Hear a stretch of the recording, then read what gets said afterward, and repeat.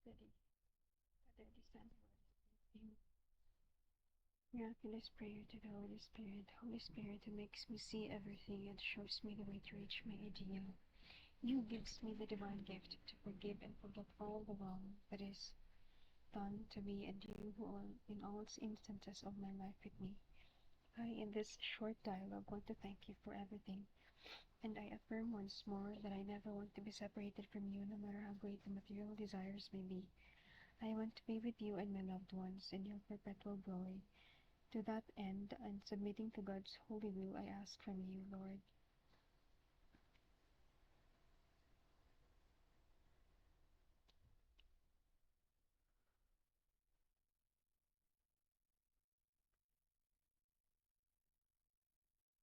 Our Father in heaven, hallowed be thy name. Thy kingdom come, thy will be done on earth as it is in heaven.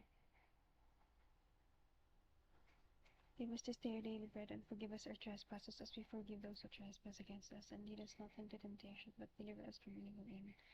Hail Mary, full of grace, the Lord is with you. Blessed art thou among women, and blessed is the fruit of thy womb, Jesus.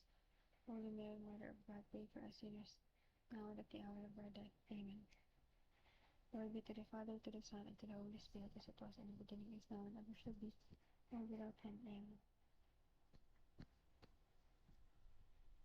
Today is Exodus 4. Our Bible study in Exodus chapter 4. God gives Moses miraculous power. Then Moses answered the Lord, "But suppose the Israelites do not believe me and will not listen to what I say. What shall I do if they say that you did not appear to me?" So the Lord asked him, "What are you holding?" "A stick," he answered. The Lord said, "Throw it on the ground." When Moses threw it down, it turned into a snake, and he ran away from it. Then the Lord said to Moses, "Bend down and pick it up by the tail." So Moses bent down and caught it, and it became a stick again. Wow. The Lord said, "Do this to prove to the Israelites that the Lord, the God of their ancestors, the God of Abraham, Isaac, and Jacob, has appeared to you." The Lord spoke to Moses again. "Put your hand inside your robe." Moses obeyed, and when he took his hand out, it was diseased, covered with white spots like snow. Then the Lord said, "Put your hand inside your robe again." He did so, and when he took it out this time, it was healthy, just like the rest of his body.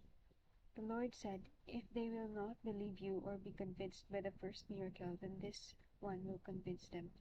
If in spite of these two miracles they still will not believe you, and if they refuse to listen to what you say, take some water from the Nile and pour it on the ground. The water will turn into blood." Wow. But Moses said, "No, Lord, don't send me. I have never been a good speaker, and I haven't become one since you began to speak to me. I am a poor speaker, slow and hesitant." The Lord said to him, "Who gives man his mouth? Who makes him deaf or dumb? Who gives him sight or makes him blind? It is I, the Lord. Now go, I will help you to speak, and I will tell you what to say."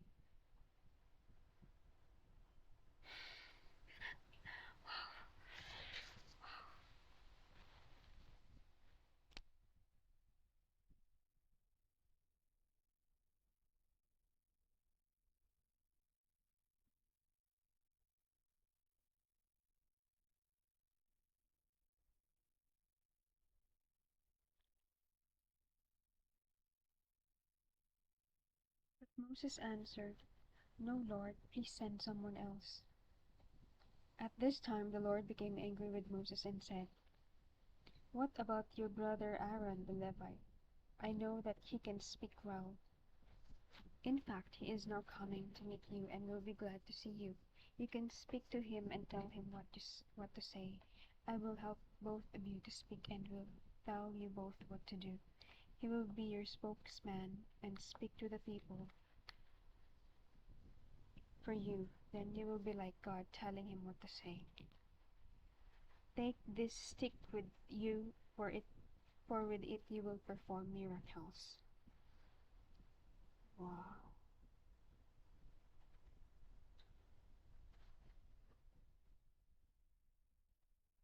And then I'll both of you to speak, and I will tell you both what to do.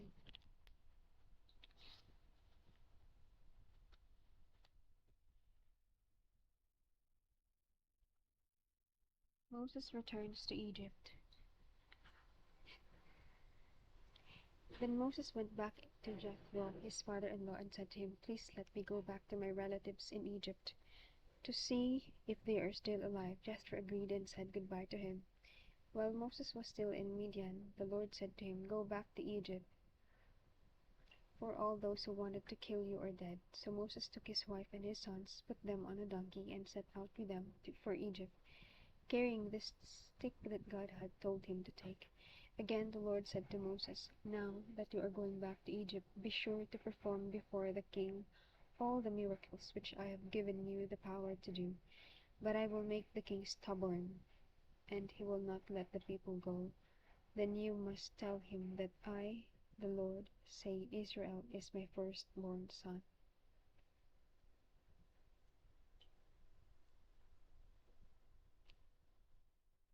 "I told you to let my son go so that he might worship me, but you refused.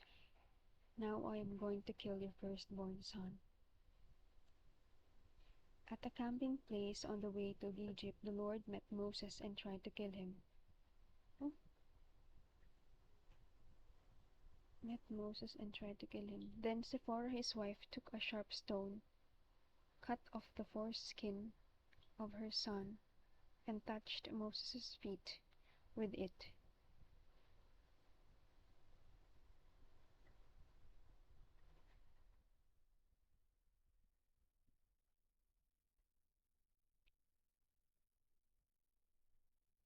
But because of the rite of circumcision, she said to Moses, "You are a husband of blood to me." And so the Lord spared Moses' life. Meanwhile the Lord had said to Aaron, "Go into the desert to meet Moses." So he went to meet him at the holy mountain, and when he met him, he kissed him. Then Moses told Aaron everything that the Lord had said when he told him to return to Egypt. He also told him about the miracles which the Lord had ordered him to perform. So Moses and Aaron went to Egypt and gathered all the Israelite leaders together. Aaron told them everything that the Lord had said to Moses, and then Moses performed all the miracles in front of the people. They believed, and when they heard that the Lord had come to them and seen how they were being treated cruelly, they bowed down and worshipped.